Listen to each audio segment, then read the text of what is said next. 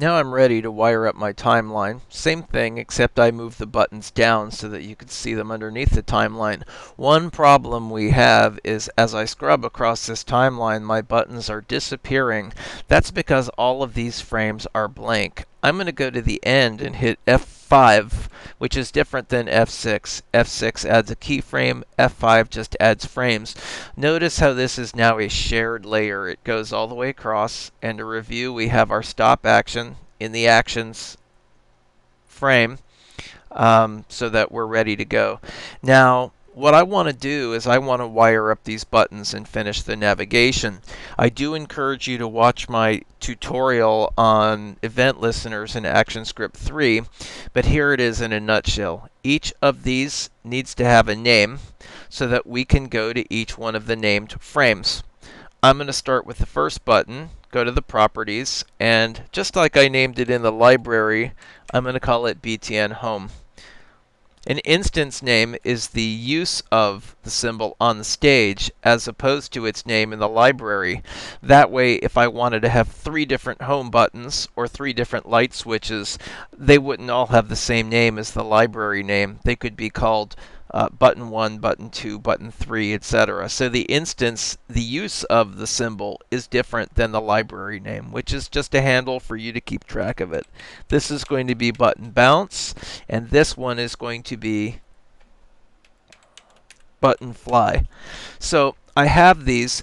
The next step is going to be to create a function, which is a little block of code that does something when I ask it to, performs a function, and a function to send the timeline to home, to bounce, or fly. I'm going to call those functions go home, go bounce, or go fly.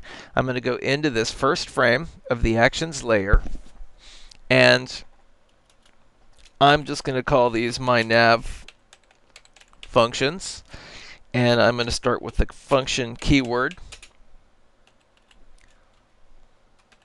Function, go home. This function is not going to return a value. It's not going to give me back a number or a piece of text or anything like that. So I put colon void, meaning it gives me nothing back.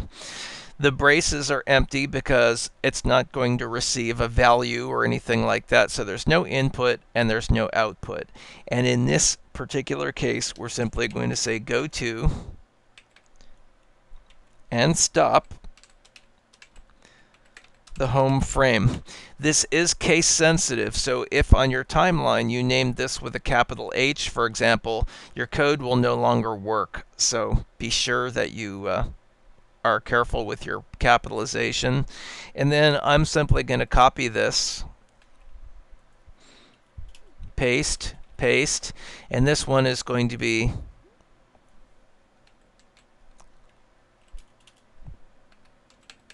go bounce, and this one is going to be go fly. And let's change the names of the frames that they go to. And I should be able to test these by simply calling one of these functions, which I'll do right after the function, go bounce. And if my code is working properly, we should end up right immediately on the B for bounce frame. And we are.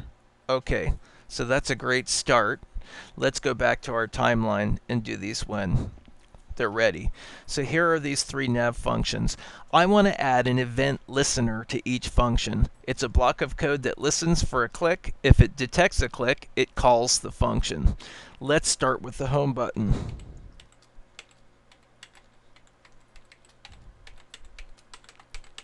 Again, the capitalization is very important. If that word doesn't turn blue, it's not going to work.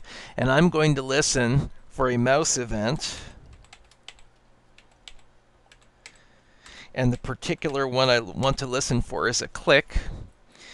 And when I hear that click, I want to call the go home function. Now there's one more piece of information that I need to add here.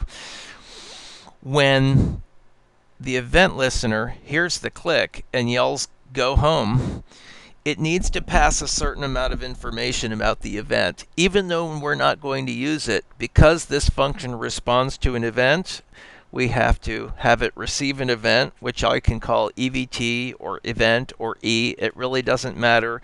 And I'll let the function know it's going to be receiving information of type event. Now what I can do is copy this.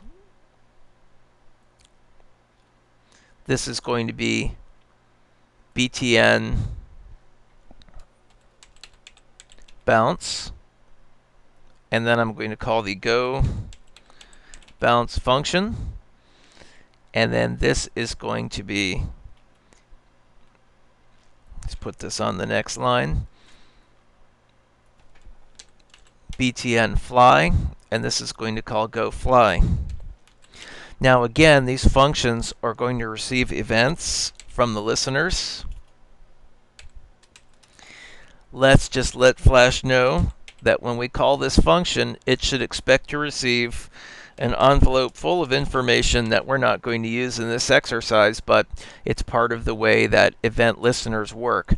Now the navigation should be working. If I test my movie, it doesn't cycle because we have a stop action.